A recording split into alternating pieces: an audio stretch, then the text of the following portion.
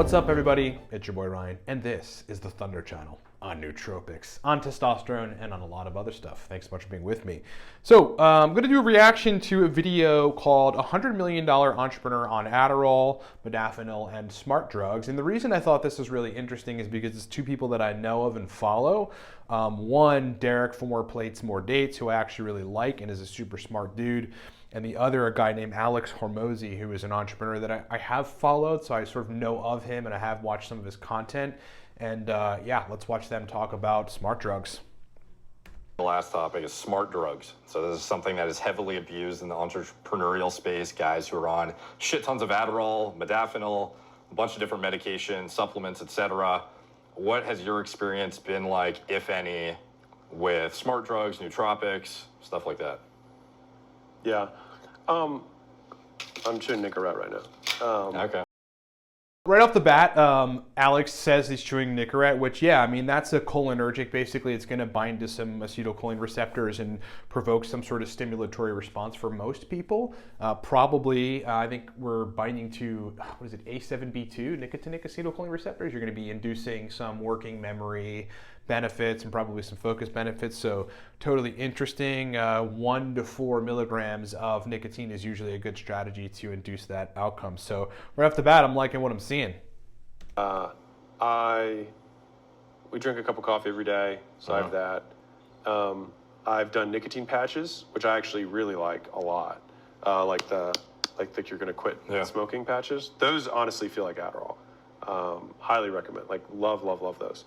I don't think a lot of people realize how neuroprotective and actual cognitive enhancing nicotine can be if you're not an addictive personality. Like if you're not going to get hooked on it brutally to the point where you abuse it, like people who, as ridiculous as it sounds, people... Oh, so these guys are really going on a rant about nicotine. Yeah, I mean, it's powerful. So far, I've yet to see it be comparable to Adderall. So Alex made that comment that it may be comparable to Adderall. Not seeing that happen, and not just in my case, but with clients that I'm working with on nootropics, consulting on brain performance, etc.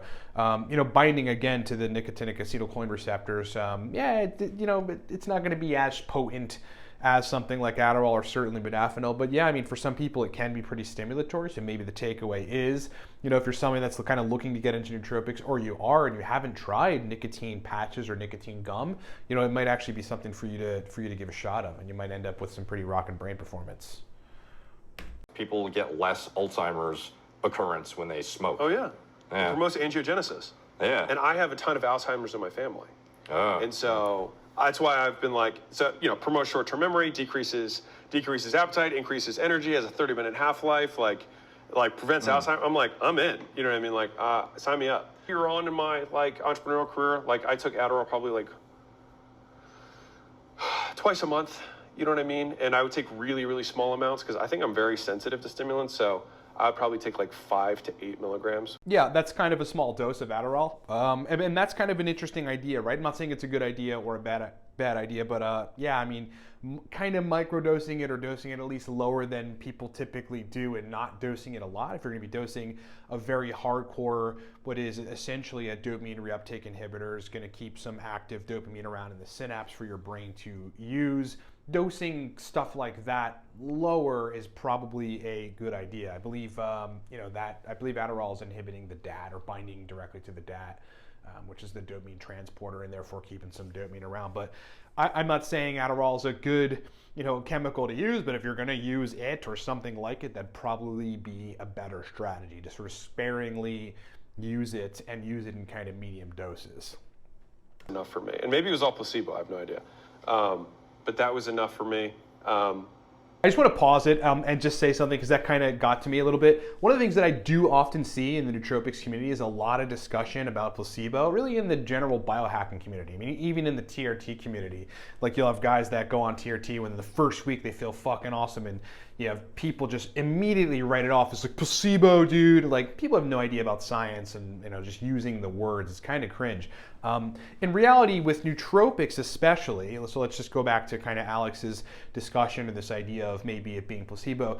Definitely not, right? I mean, when you are actively affecting neurotransmitters in a noticeable way, because that's the mechanisms of action of a lot of these compounds. I mean, it's very clear what they do. They're increasing acetylcholine release from the hippocampus in the case of some of the racetams. They're modifying glutamate receptors in the case of like things like aniracetam and oxiracetam.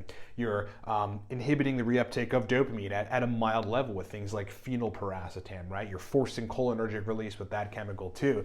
This is very, very active neurotransmitter modification, right? In a way that's gonna provoke a response, and it's not gonna be placebo, right? It's kind of comparable to caffeine in this regard, right? Caffeine or teocrine. You're gonna block the adenosine receptors, block that action of tiredness, and therefore have a noticeable brain energy.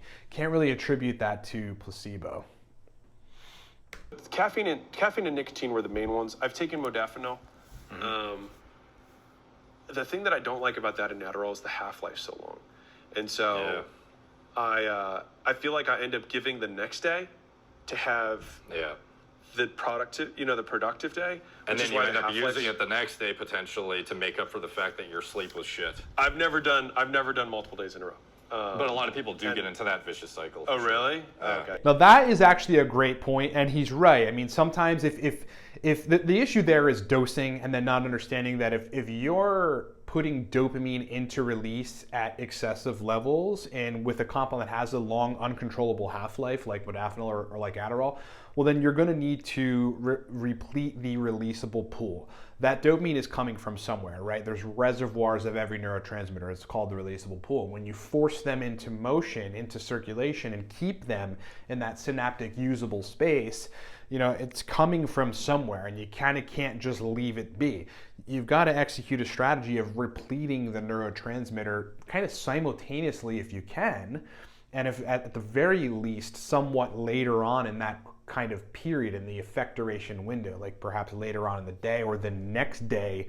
In this case, take something like a mucuna supplement that's going to give you some usable L-DOPA to replenish dopamine stores. I mean, folks that are uncomfortable with mucuna, for whatever reason, you could also alternatively use something like L-tyrosine or phenylalanine. I mean, all three of those compounds are going to give you usable dopamine.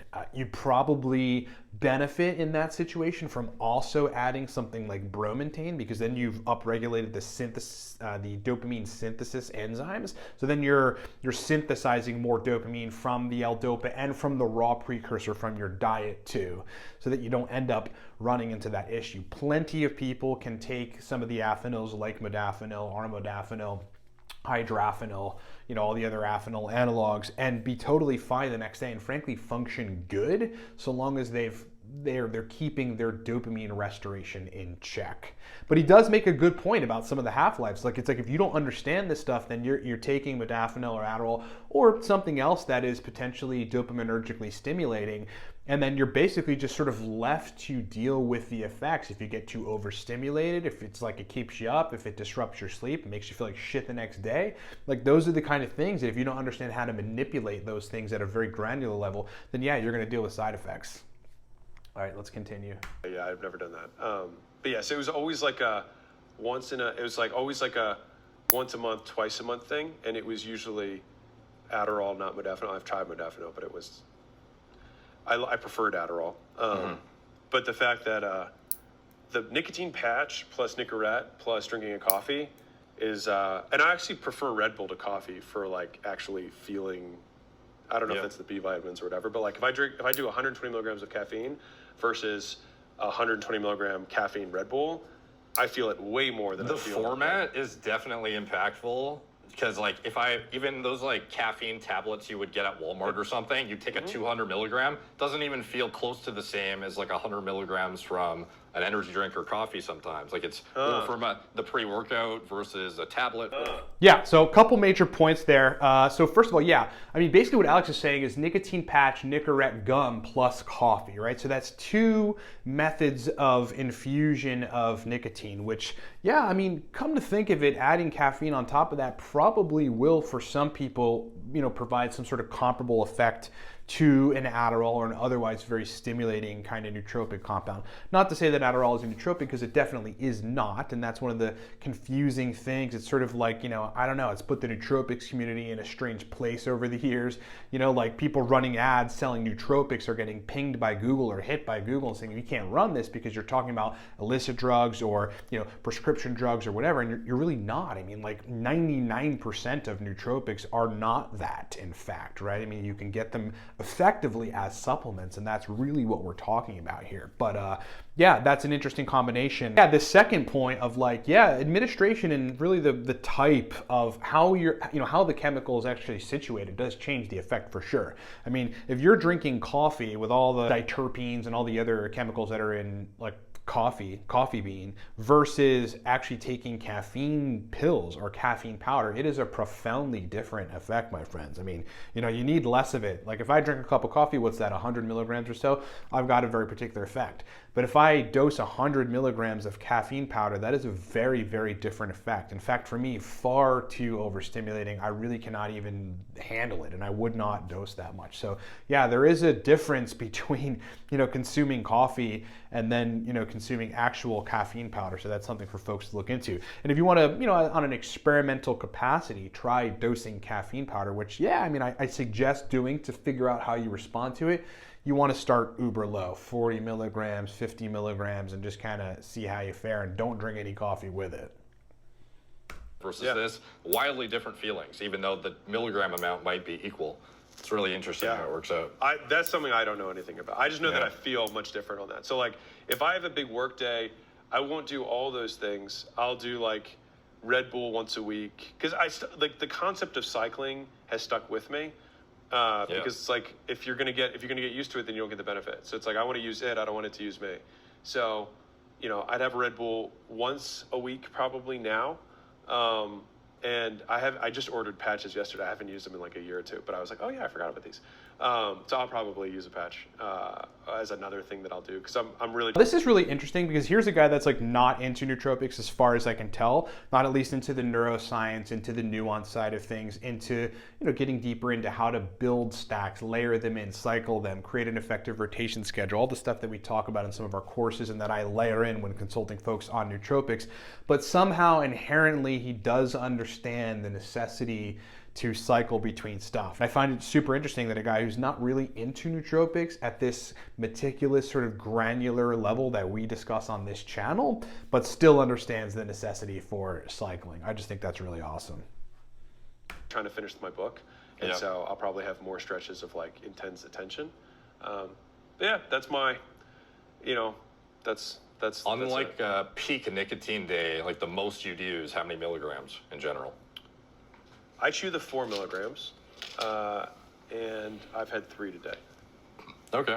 And so what about like 2 to 3 a day is probably. Yeah. Usually I'll pop one in. It's usually like when I basically pop the same piece in, and then when I have to like eat or drink something is when I would like switch it. So it's like I drink coffee, and then I'll pop one in, and then I'll have my snack, and I'll pop one in, and then I'll eat lunch. I'll pop one in. So that's 12 milligrams of nicotine. If I heard him correctly, that's 12 milligrams. That's quite a lot. I mean, usually 2 to 4 is kind of where I would kind of couch it. But hey, look, I mean, your mileage is going to vary, and maybe for people like that's better for them to dose higher quantities like of these nicotine chewables or the patch or whatever to get you, you know, in the 6 to 10 milligram quantity. And that may even be what he's referring to when it kind of gives him more of that pharmaceutical dopamine stimulation type of effect. So I don't know, just something to look into.